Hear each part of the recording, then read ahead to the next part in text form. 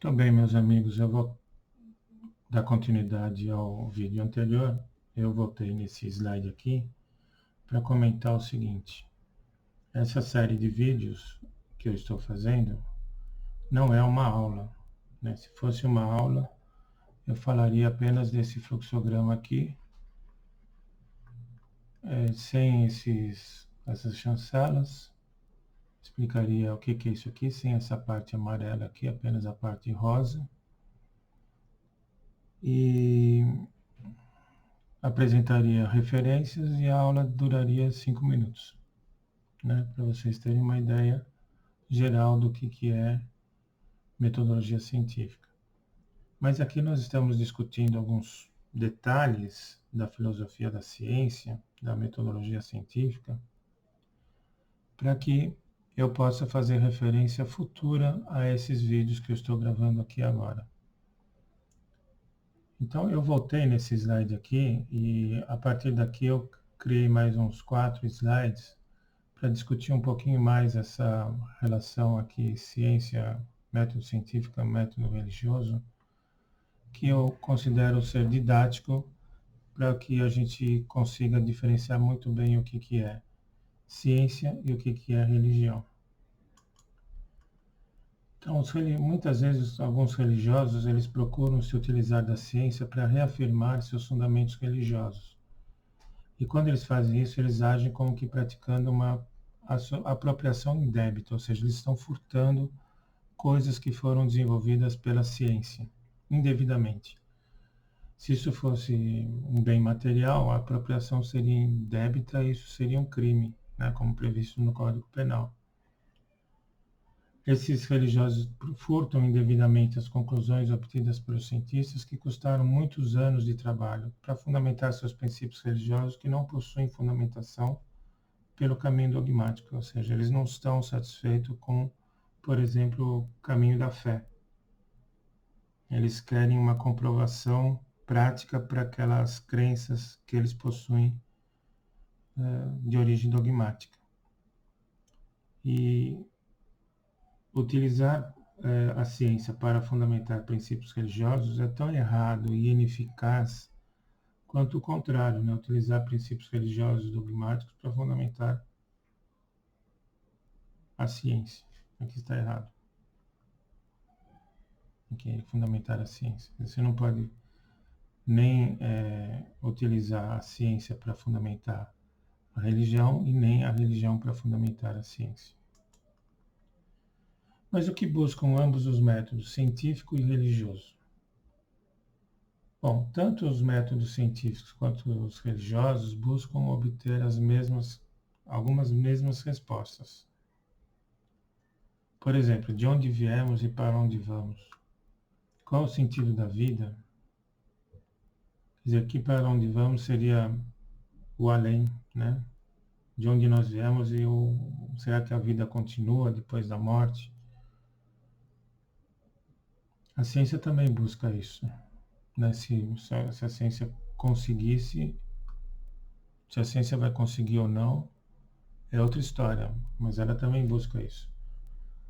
Também o que é a verdade, o que é a justiça, mas existem algumas outras questões que são buscadas apenas pela ciência. Por exemplo, o que é o tempo, o que é um número, né? A matemática, uma área da matemática se preocupa muito com as questões dos números, né?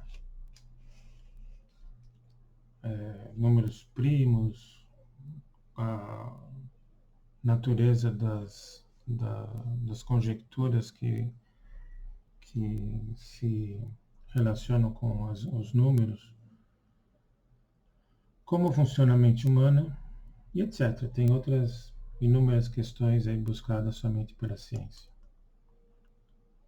Então, o que busca a ciência, né? Na antiguidade, até o Renascimento, os alquimistas buscavam soluções milagrosas, como o elixir da longa vida, que seria uma substância capaz de curar doenças ou prolongar a vida das pessoas indefinidamente, e a pedra filosofal, que seria capaz de transmutar metais baratos em ouro, tornando seu proprietário dono de riquezas infindáveis. Existiram algumas versões de pedra filosofal que você tendo a pedra filosofal, você já teria também o elixir da longa vida. Existiram várias versões de pedras filosofais, por exemplo, o rei Midas da antiguidade, um rei lendário da mitologia grega, que ele tinha a capacidade de transformar em ouro tudo aquilo que ele tocava com as mãos, o que acabou se transformando numa uma desgraça, porque ele ia se alimentar e o alimento se transformava em ouro. Bom, transformar tudo em ouro, naqueles tempos não se tinha noção de que o preço de um produto qualquer depende da sua oferta, né? Ou seja, se realmente fosse possível transformar, por exemplo, chumbo em ouro, o preço do ouro cairia vertiginosamente e você não ficaria rico com um material que teria tanta abundância quanto pedras, né? Mas na atualidade, os cientistas modernos ainda buscam a cura das doenças e o prolongamento da vida humana.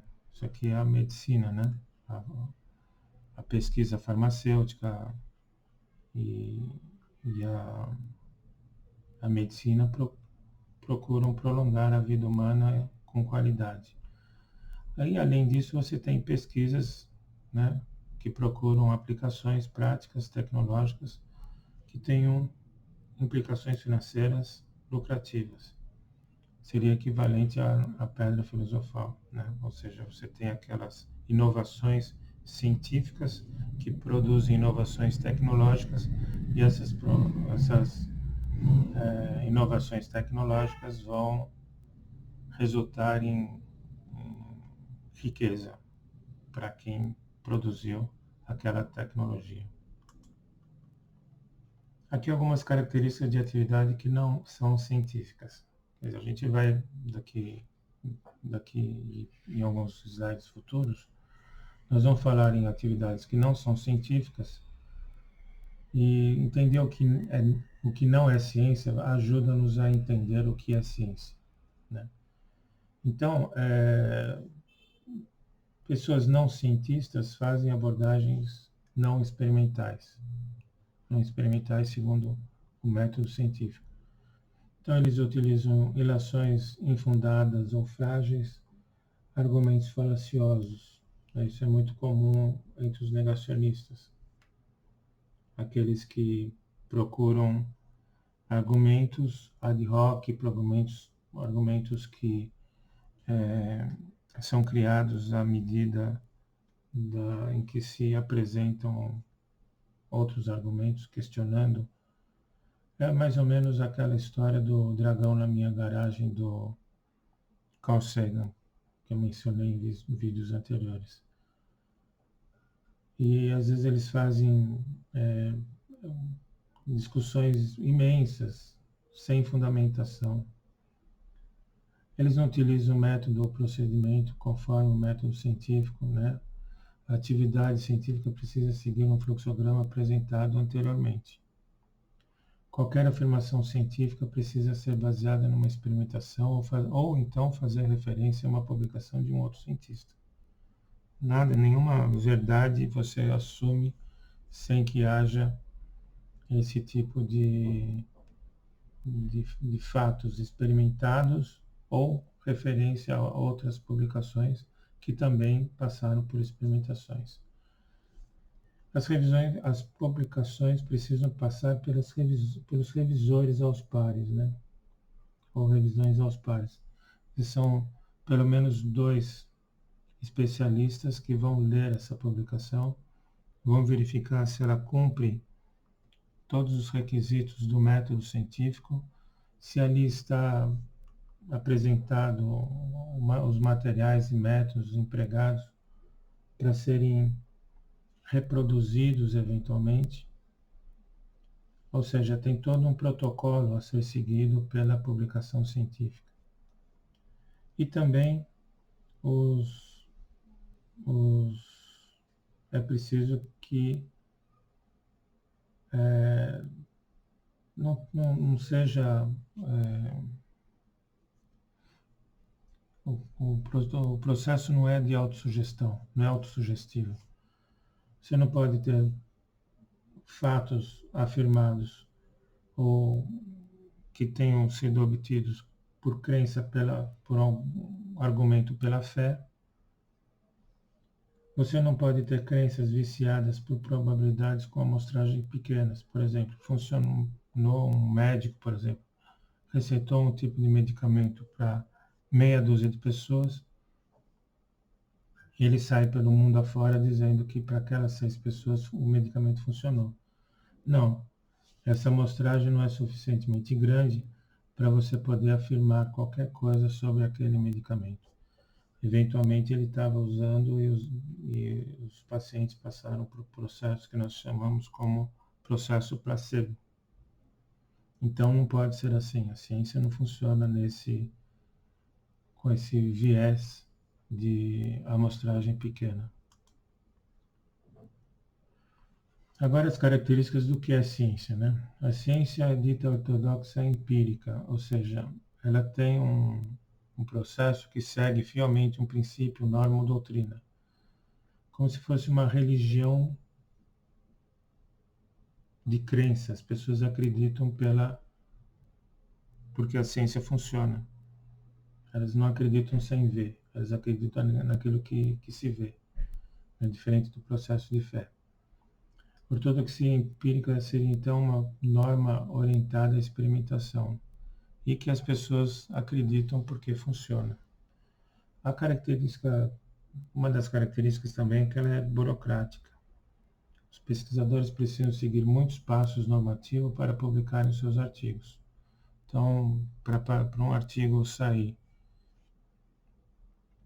do manuscrito do autor, obtido das experiências, e chegar até a publicação, existem muitas etapas muito burocráticas, não só para cumprir a metodologia científica, não só para cumprir os requisitos de como um artigo científico deve ser estruturado, mas também para passar pelas burocracias do próprio periódico, da própria editora do periódico. Quer dizer, eles fazem uma série de exigências, muitas vezes o artigo volta rejeitado, você precisa fazer correções, precisa adequar o texto do artigo ao texto esperado pelo periódico. Outra característica é controlada. Tudo aquilo que se produz na ciência está sob os olhos atentos de toda a comunidade científica, podendo a qualquer momento ser falseado. Então existe um autocontrole aqui de toda a comunidade científica sobre todos os artigos que são publicados.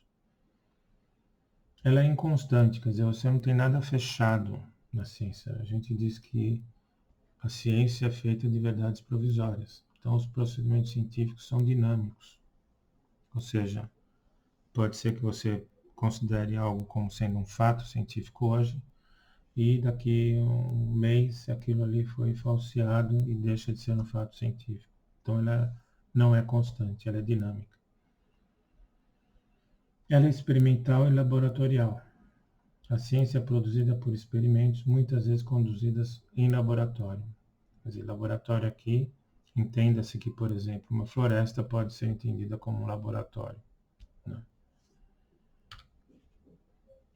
Aqui eu já tinha comentado, então que eu vou passar. Aqui o método científico, quer dizer, a gente poderia reduzir todo o método, toda a nossa discussão aqui somente nesse fluxograma.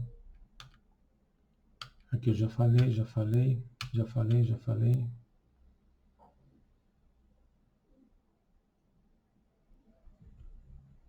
Aqui é a origem do método científico, né? Eu já falei isso. Já falei. E aqui Francis Bacon já tinha comentado. Aqui eu também comentei e falei também sobre o método cartesiano, que foi onde eu parei na última aula.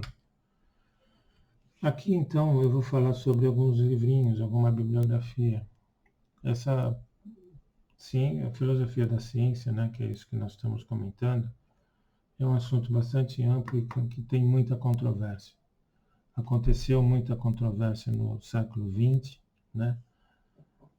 Pessoas que tinham visões distintas, né, como Karl Popper, Thomas Kuhn, Paul Feyerabend.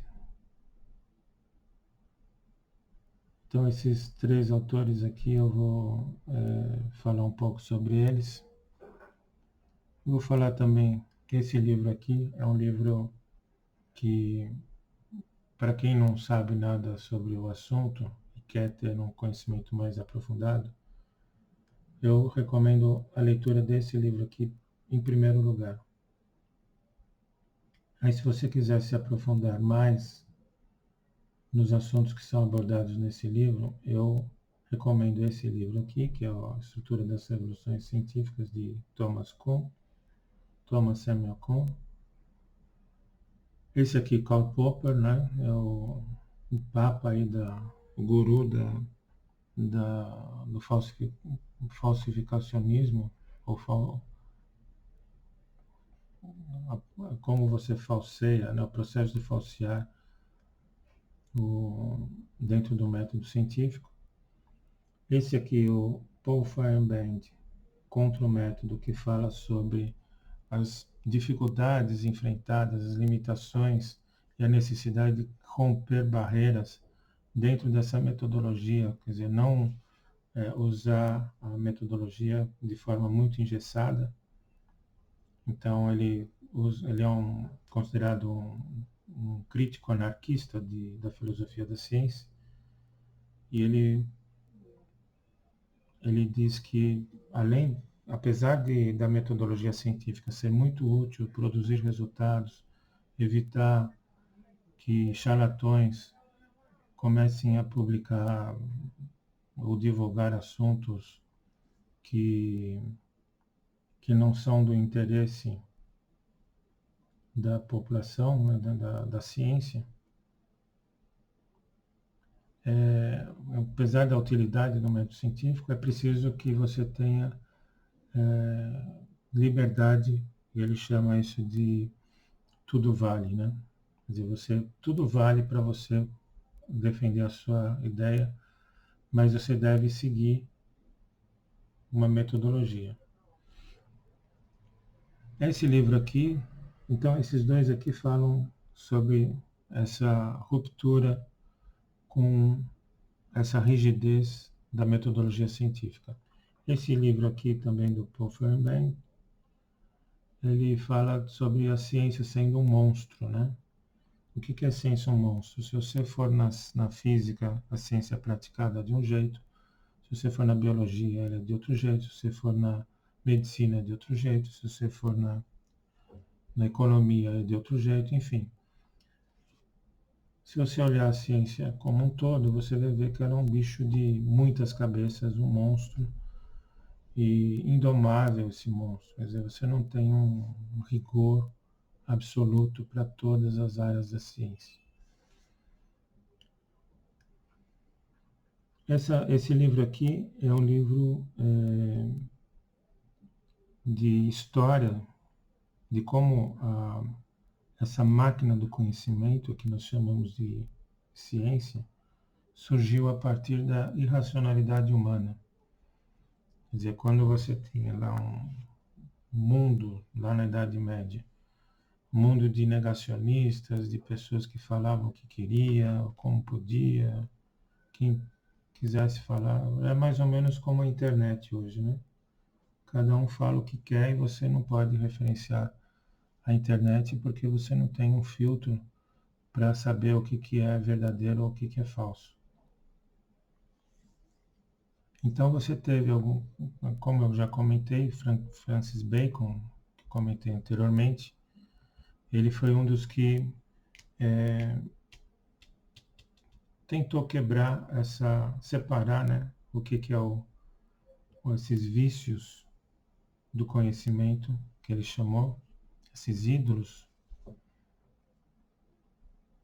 que ele chamou que são coisas que não tem realidade material, não tem não usa a experimentação para provar. Então ele adotou alguns princípios e o mesmo fez Descartes e vários outros grandes pensadores daquela época. E até hoje, né, esse livro aqui fala sobre a filosofia da pseudociência. É interessante ler esse livro para você entender o que não é ciência. Sabendo o que não é ciência, você vai te ajudar a saber o que é ciência. Esse livro aqui, ele tem um capítulo que eu comento sobre Thomas Kuhn. Então, nos slides a seguir, eu vou fazer um comentário sobre esses livros aqui. Veja que, se isso aqui fosse uma aula, eu simplesmente pararia aqui, faria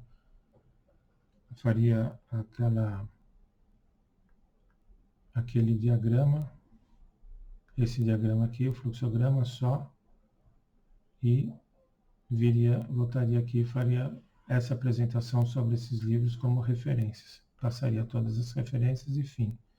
A aula ficaria por aqui, os alunos interessados leriam esses livros aqui. Quem não tem muito tempo para ler, eu recomendo ler somente esse livro aqui. Agora, se você lendo esse livro aqui, você, por exemplo, você te chamou a atenção, por exemplo, esse livro aqui, Contra o Método, quer dizer, você tem a metodologia, mas tem um cara aqui que está falando contra essa metodologia. Mas eu quero saber melhor, como é que esse cara aqui fala contra o método? Então eu recomendo que vocês peguem o livro e leia somente esse livro aqui. Então ele lê esse livro e esse livro. Aí você quer falar, não, eu quero saber mais sobre o falsificacionismo. Você pode ler esse livro aqui que fala sobre isso, fala sobre Karl Popper, mas se você quiser se aprofundar sobre Karl Popper, você pode ler esse livro aqui. Se você quiser saber mais sobre história, enfim. Esse livro aqui, eu vou mostrar depois que tem uma forma de você ler ele de uma forma mais rápida. Bom, então vamos começar por esse livro aqui, né, o livro do Chalmers. Ele fala sobre toda a filosofia da ciência, é um livro bem fininho. Ele tem... Deixa eu pegar ele aqui. Eu vou tentar mostrar ele no vídeo. Quando eu estiver mostrando o livro do Paul Feyerabend, eu vou mostrar. Ele tem um livrinho pequeno que tem 224 páginas. Mas você vai levar um bom tempo para ler. Tá? Talvez eu tenha lido ele em um mês ou mais. Porque é o tipo do livro que você lê e para e fica pensando. Né? Não é só passar os olhos sobre as palavras. Esse aqui é a estrutura das revoluções científicas, do Thomas Samuel Kuhn. Está aqui a referência dele, né, para vocês procurarem. Esse é um livro que em português eu acho que ele está fora de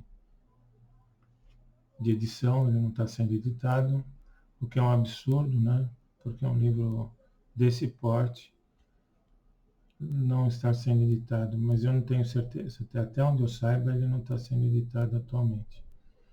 Ele foi escrito no início da década de 60 e apresenta uma visão das descobertas científicas que é ainda válida até o dia de hoje, a despeito dos grandes desenvolvimentos tecnológicos que foram obtidos nas áreas da computação digital, biologia molecular, etc. Esse aqui o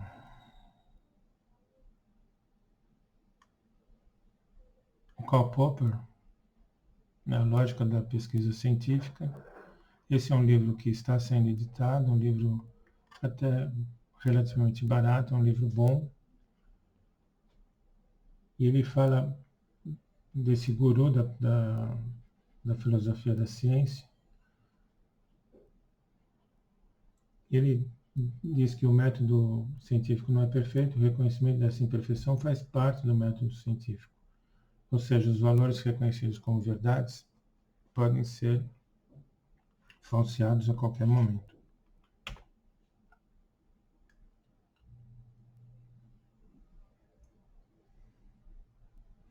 Aqui só um trecho do prefácio da terceira edição. Na teoria do conhecimento, a questão fundamental é esta: podemos, afinal, conhecer algo? Ou, na terminologia kantiana, que posso eu conhecer? Há 35 anos passados, procurei nesse livro dar uma resposta a essa indagação. A resposta não é pessimista, relativista ou cética. No atual modo de entender o vocabulário, o ceticismo e seus cognatos. Ao contrário, afirma que estamos em condições de aprender através de nossos erros. Então, ele promove o conhecimento através dos erros. É possível chegar mais perto da verdade. Essa foi minha forma de rebater o pessimismo epistemológico. Sem embargo, também reagi contra o otimismo epistemológico. O conhecimento seguro, certo, indubitável, este nos é negado. Nosso conhecimento é fruto de um conjecturar criticamente. É uma rede de hipóteses, é uma teia de suposições. Esta maneira de ver o conhecimento reclama humildade. E, de fato, no terreno intelectual, sobretudo na filosofia, vale, a despeito de Goethe, a advertência. Só os tratantes não são humildes. Continuando, essa conclusão tornou-se clara para mim quando percebi na minha concepção da teoria do conhecimento formulada em 1934, já havia sido considerada por Xenófanes 2.500 anos antes de mim. No início, os deuses não revelavam tudo aos mortais. Com o correr do tempo, todavia, procurando encontrar o melhor, verdades indubitáveis o homem não alcança, e nenhum virá alcançá-las, acerca dos deuses e das coisas a que me refiro.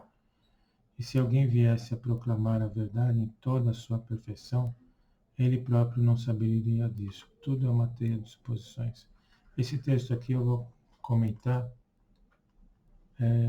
porque a questão sobre a verdade era uma questão muito recorrente na filosofia desde a antiguidade, né? O que é a verdade? E dentro da ciência existe aquilo que você consegue descobrir, existe aquilo que já foi descoberto, aquilo que ainda está para ser descoberto, e talvez algumas coisas nunca sejam descobertas, né? E um texto bíblico semelhante ao de Xenófanes, que foi citado agora, é este, né? As coisas encobertas pertencem ao Senhor nosso Deus, porém as reveladas nos pertencem a nós e nossos filhos para sempre, para que cumpramos todas as palavras desta lei. Ou seja, segundo a Bíblia, existem coisas encobertas aos homens e que provavelmente ficarão assim. Algumas podem eventualmente ser descobertas por nós, e este é o papel da ciência. Esse frequente processo de se descobrir coisas novas, mas nunca alcançando a totalidade do conhecimento científico que pode ser descoberto. Aqui também uma outra referência bíblica. A glória de Deus está nas coisas encobertas, mas a honra dos reis. Os reis aqui podem ser entendidos como os cientistas, né, os pesquisadores, está em descobri-las. O livro de Provérbios, escrito por Salomão, que viveu entre 970 e 931 a.C., diz algo parecido com o que disse Xenófanes na primeira frase. Então, Salomão é anterior a Xenófanes. Mas ao invés de Deus, ele disse deuses. De qualquer maneira, Xenófanes era monoteísta e deuses pode ter sido uma forma dele se expressar quanto à divindade. A ciência é um tipo de raciocínio, um código, um protocolo que não é fácil de definir. Utilizando o nosso bom senso, podemos intuitivamente saber o que a ciência é e o que não é, e qual é a sua utilidade de nos afastar da pseudociência, dos charlatanismos, filtrando aquilo que pode nos ser útil. Muitas pessoas sentem-se convictas de que sabem tudo sobre o que a ciência é, mas mesmo entre os cientistas, poucos sabem definir o que é ciência e pesquisadores de cada área praticam ciência de uma forma distinta das demais. Esse livro comentado no slide a seguir, Ciência é um Monstro, fala sobre isso. Então, o livro que eu me refiro é este aqui, de Paul Fehrenbein, que é comentado por esse professor Matheus Salvadori, que faz no YouTube, aqui está o endereço, ele faz um comentário muito interessante sobre esse livro do Fehrenbein, Ciência é um Monstro. Na verdade, esse livro é um compêndio de palestras que Paul Fehrenbein apresentou na Itália. Eu vou retornar aqui, né? Então, aqui eu estou falando do Paul Fehrenbein. Esse livro aqui, ele tem um capítulo que fala sobre a teoria anarquista de conhecimento de Paul Fehrenbein. Ele comenta aqui esse livro Contra o Método. Paul Fehrenbein representa a radicalização sobre os fundamentos da ciência. Ele postula que a ciência é uma atividade metodologicamente anárquica e que é apenas um dos modos de vida possível. Isso porque há vários fatores que determinam o desenvolvimento científico, desde a metafísica até a política e a economia. Então aqui é o princípio do vale tudo. Ele fala sobre isso nesse livro aqui, Contra o Método, Against the Method, no inglês. É um livro que apresenta uma forma bastante interessante de visão sobre o anarquismo epistemológico, o pluralismo metodológico, contra a regra, contra a intuição e o tudo vale. Fehrenbein defende a ideia de que não há regras metodológicas que devam ser sempre utilizadas pelos cientistas. Afirma que a fundamentação prescritiva do método científico limita as atividades dos cientistas e dessa maneira restringe o progresso científico. Esse aqui é o livro que eu estava falando antes, né? É um livrinho de 224 páginas. Ele fala, inclusive, sobre a teoria anarquista do conhecimento de Paul Fehrenbein. Então ele fala sobre todo o processo de filosofia científica, né? Filosofia da ciência. E este livro aqui, Contra o Método, é um livro que eu gosto bastante dele, mas ele é bastante amplo, né, de ler. Se você não tiver muito tempo de ler, eu sugiro que você faça o seguinte: a primeira coisa que você faz é vir aqui, depois dos prefácios,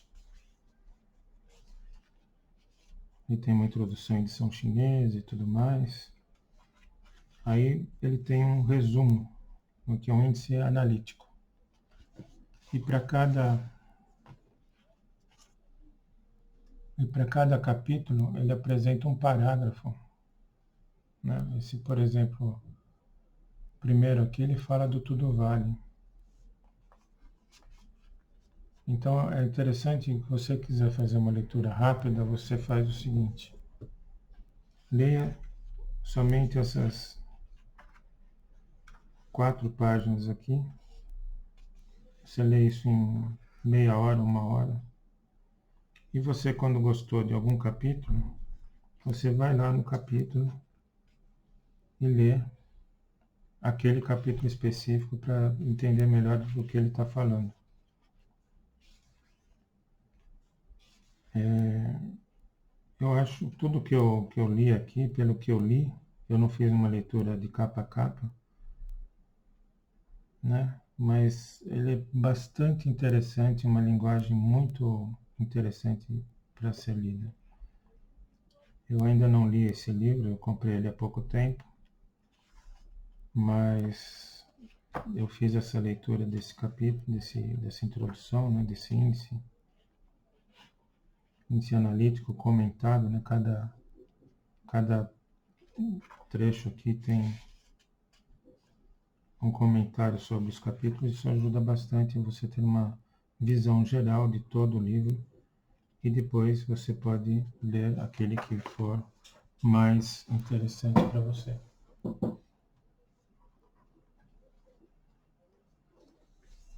Eu tenho esse aqui do Karl Popper.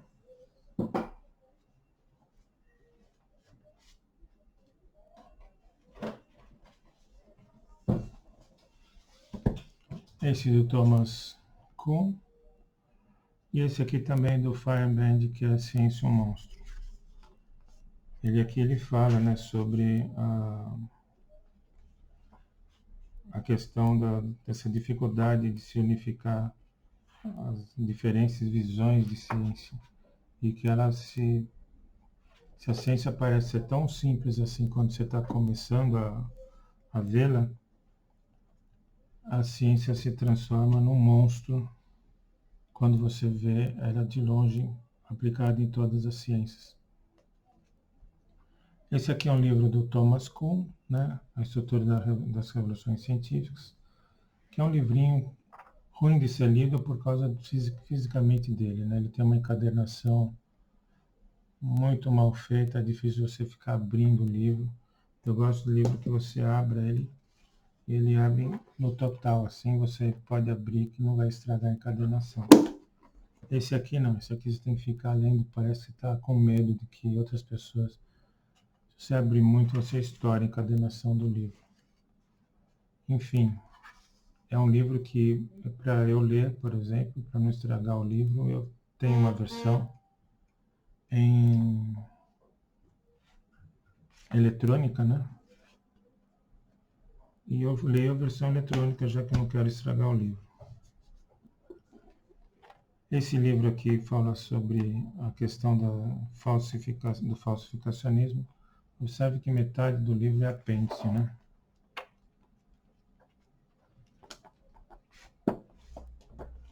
E é um livro muito bacana também, é fácil de ser lido e bastante crítico sobre o que já havia em termos de pesquisa, de lógica da pesquisa científica. Karl Popper, um grande mestre da filosofia da ciência. Muito bem, agora eu vou retornar e eu vou fechar esse vídeo e vou continuar agora em outro vídeo.